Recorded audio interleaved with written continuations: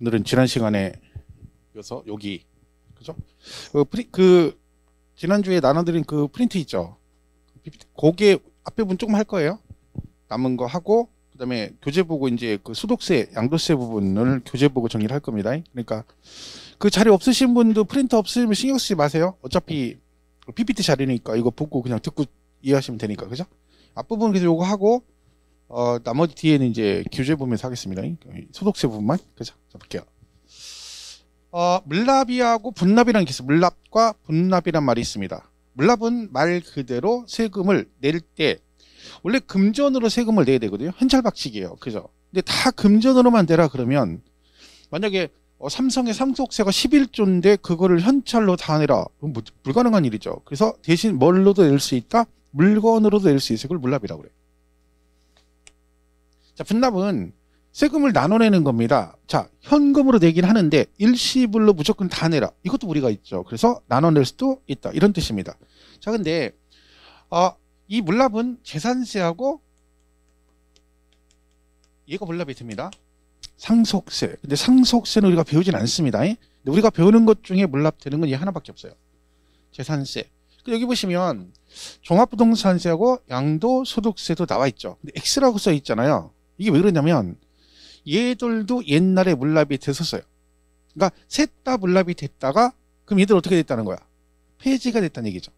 물납이 됐다가 폐지가 있었는데 폐지가 된 거죠. 그러면 여러분 왜 물납을 폐지를 했겠어요?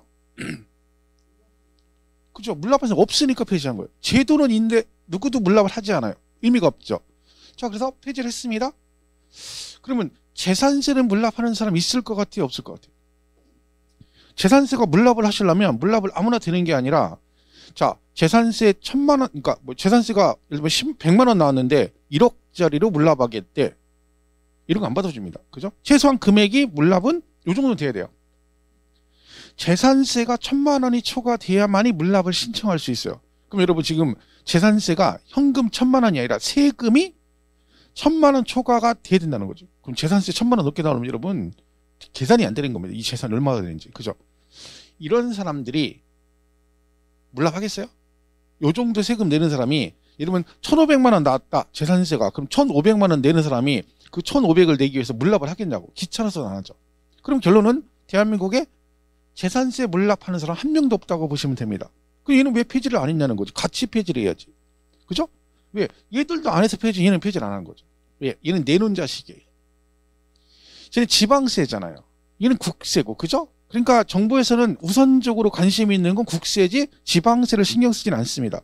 그 원칙은 이게 폐지가 될 때 얘도 같이 폐지가 됐어야 되는 거예요. 근데 국세만 폐지하고 얘는 내둔 거지. 지금도 내놓은 자식이에요. 신경 안 쓰는 거지. 언젠가 누군가 이제 저기 하면 이거 필요 없네 하면 이제 할 수도 있겠죠. 그러기 전까지는 그냥 있는 겁니다. 그래서 아직도 얘는 살아 있는 거지. 그러다 보니까 얘가 폐지가 됐는데 얘가 살아 있으니까 얘는 시험에 되는 거예요. 이걸 시험에 내. 올해 종합부동산 시험 문제 정답이 이거였어요. 종부세 물납된다 안 된다? 안 된다. 물납할 수 있다? 땡 틀렸죠. 그거 정답이었어요.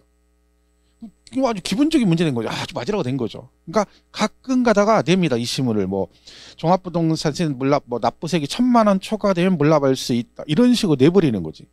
얘하고 헷갈리라고 자꾸 내는 거죠. 근데 물납은 안 됩니다. 얘밖에 안 되고 안 배운 것 중에 상속세 물납은 됩니다. 실질적으로 현실적으로 물납이 되는 건 상속세 하나밖에 없다고 보시면 돼요. 왜냐면 뭐 지금 이재용 그 회장이나 부회장이나 이렇게 쭉 그 일가들이 상속세 11조 내는데 현금으로 못 내죠. 그 많은 돈을. 그죠? 그러니까 물론 물납을 하죠. 보통 이제 주식 같은 걸로도 많이 물납하고 그럽니다. 자, 그랬어요. 지금 오늘은 이제 물납은 뭐 이걸 구체적으로 볼 건 없습니다. 뒤에 가서 자세히 볼 거니까 재산세에서 뭐 근데 이런 걸로 물납할 수 있다. 여기서는 일단 뭐는 알고 있으면 좋아요. 종합부동산세, 양도소득세는 물납이 안 되고 누구만 된다? 재산세만 된다까지만 가시면 돼요. 자, 여기서 이제 주로 할 건 분납입니다. 자, 이는 이제 구체적으로 한번 볼 건데요. 분납은 세금을 나눠내는 거죠. 자, 근데 무조건 되진 않겠죠. 얘도 요건이 있습니다. 분납을 하시려면 10만 원 나왔는데 나 요번에 5만 원 내고 나중에 5만 원 낼게. 누가 봐도 이런 건 안 해주겠죠. 최소한 250만 원이 넘어야 됩니다. 재산세가 250만 원 초과돼야 분납을 할 수 있다 그런 뜻이죠. 그러니까 우리가 이제 죽기 전에 물납은 못 해보더라도 이거 분납은 해보고 줘야 될 텐데 재산세 그죠?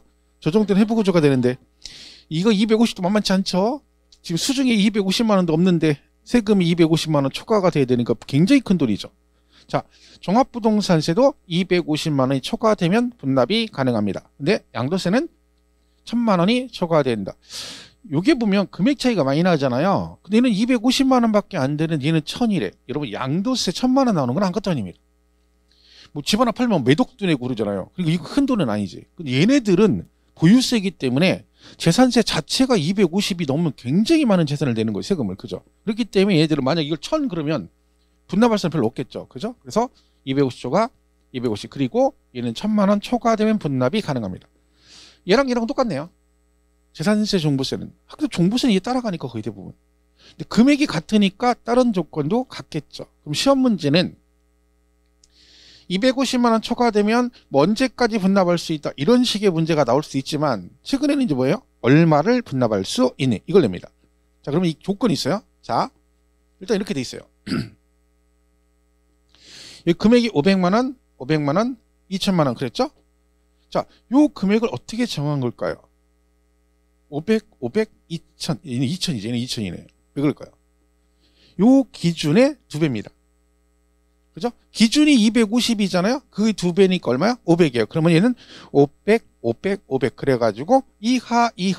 그러니까 500만 원 이하, 500만 원 이하, 2천만 원 이하로 나왔을 때는 얼마를 분할해서 낼 수 있느냐? 법으로 정해준 겁니다. 일단 어떻게 되냐면 이하일 때는 요 기준 금액을 초과되는 금액을 분납할 수 있습니다. 그러니까 재산세가 500만 원 이하로 나왔다? 그러면 그 나온 금액 중에서 얼마? 250만 원 초과되는 금액을 나중에 낼 수 있다는 뜻이에요. 그럼 얘도 얼마겠어요? 250초과. 얘는 그렇죠. 1000만 원 초과되면 분납할 수 있다 했죠. 초과되는 금액. 자, 그러면 초과 이렇게 나오죠. 그러면 얘가 500만 원, 1000만 원 초과돼서 나오면 얼마를 분납할 수 있냐? 이때는 무조건 반절까지만 됩니다. 100분의 50이야, 100분의 50이야, 100분의 50이야 이렇게 됐어요. 그러니까 딱 50%까지만 분납이 된다 이 뜻입니다. 자, 이게 이제 기본 개념이에요. 그러니까 요걸 가지고 이제 시험 볼 때는요, 나중에 공부할 때는 이걸 딱 외웠어요. 그럼 요것만 가지고 시험을 내는 게 아니라 사례를 들죠. 얼마가 나오면 얼마를 분납할 수 있다, 맞았니, 틀렸니 이렇게 되는 거죠. 그러니까 우리가 이제 요게 무슨 말인지를 정확히 이해를 해야 되죠. 숫자만 외우면 되는 게 아니잖아요. 근데 개념은 같잖아요. 금액 정하는 건 전부 다 기준 금액의 2배로 잡아놓고 이하초가 잡아놓은 다음에 초과일 때는 전부 다 50%까지만 분납이 되고 이하일 때는 기준을 초과되는 금액을 분납할 수 있다. 이렇게 정리하시면 돼요. 자, 그러면 예를 한번 들어보면 재산세 같은 경우 이제 납기가 이렇게 돼 있거든요. 7월 16일부터 이렇게 돼 있어요. 자, 그러면 분납 기간이 우리가 지금 얘기를 안 했지만 얘가 2개월이거든요. 그러면 9월 이렇게 돼 있어요. 그럼 세금을 어떻게 내란 얘기예요? 이때 일부 내고 요때 나중에 나눠내란 얘기죠.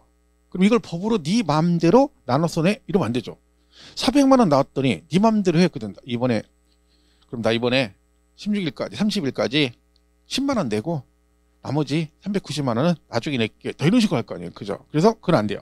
법으로 정해줬어. 자, 400이 나왔다. 그럼 잘 보세요.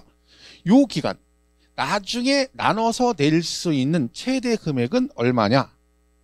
재산세가 500만 원 이하로 나왔죠? 그건 얼마? 250만 원 초과되는 금액 얼마예요? 150만 원. 그럼 요게 요때 내는 거예요. 요때. 나중에 분할 납부 기한 내 나중에 나눠낼 수 있는 최대 금액은 150만 원까지만 가능하다는 얘기죠. 그럼 무조건 기한 내 얼마는 내야 된다는 거야. 그렇죠. 250 무조건 내고 이 금액까지만 분납이 된다는 뜻이죠. 자, 그럼 만약에 400이 나왔는데 300 먼저 내고 100만 원을 나중에 낸다. 이건 가능할까요? 안 될까요? 되죠? 세금을 먼저 많이 내겠다는데 갔더니 얼마 내실 거예요? 나 이번에 300 내고 나중에 100 낼게. 그럼 공무원이 안 돼요. 무조건 이번에 250만 원만 내셔야 돼. 그리고 나중에 150을 내셔야 된다니까. 이건 아니지. 세금은 일시불로 받는 게 제일 깔끔해요. 근데 법에 기준이 정해져 있기 때문에 이건 공무원이 판단할 수 있는 여지가 없는 거예요. 250만 원 초과되면 무조건 초과되는 금액은 뭐라? 분납을 받아라고 법이 돼 있기 때문에 우리가 신청만 하면 무조건 받아주게 돼 있는 겁니다. 그러니까 가능한 거죠. 근데 이건 된다 안 된다? 200, 200. 얘는 안 돼요.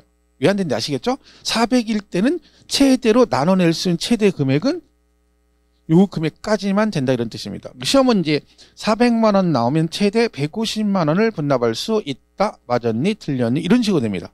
이렇게 이해를 하셔야 되는 거죠. 700이 나왔다. 그럼 최대 분납 금액이 얼마일까요?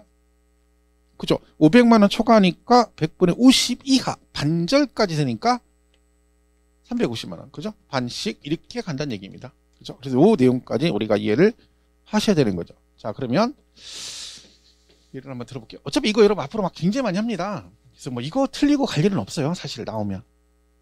자, 재산세 이렇게 돼 있다 했죠? 자, 지금 한 거죠? 400이 나오면 최대 나눠낼 수 있는 금액은 500만 원 이하니까 250 초과되는 금액인 얼마? 150만 원 분납할 수 있고요. 700 나오면 500 초과니까 그만했죠? 350만 원. 자, 종부세 450 나왔다. 얼마 분납할 수 있어요? 200이죠? 500만 원 이하니까 250 초과 금액인 200만 원 분납이 가능하고 800이 나오면 500 초과니까 50% 이하니까 400만 원 분납이 가능하다. 이렇게 가는 거죠. 양도세는 1,500이 나왔다. 그러면 2천만 원 이하잖아요. 그럼 어떻게? 그죠? 1,000만 원 초과 금액인 500만 원 분납할 수 있다. 이렇게 되죠. 3,600이면 천천히 하세요. 천천히 나누기 한참 걸리니까 괜찮아요. 딴 데서 제가 너무 빨리 얘기했더니 쟤는 뭐 이렇게 빨리 얘기해. 나 지금 계산하고 있는 3,600 나누기 2 하고 있는데 지금 벌써 얘기하면 어떻게 해. 짜증나죠? 우리 암산 안 되죠? 지금 안 집으면. 그죠? 1,800 어떤 뭐 1,600 그런 분도 있어요. 1,600 아니고 50% 이하니까 반절까지 되는 거죠. 그럼 1,800만 원. 이게 옛날에 저 몇 년 전에 양도세 파트에서 이걸로 정답으로 낸 적도 있습니다. 그러니까 분납이 굉장히 잘 나옵니다. 세목별로. 어딘가 하나는 나와요. 그죠? 그래서 여기까지 정리하시면 되는 거예요. 그러면 분납은 정리가 되는 거죠. 그러니까 개념을 한꺼번에 정리하면 금액만 달라지니까 그걸 특별하게 따로 공부할 필요 없거든요. 그러니까 하나만 제대로 개념을 이해하면 나머지는 얘만 금액이 달라지니까 그대로 갖다 붙이면 되는 거죠. 그죠? 이거는 뭐 나중에 보시면 되겠죠? 자, 이렇게 돼 있다. 이게 분납이다. 이렇게 보시면 되겠어요? 자.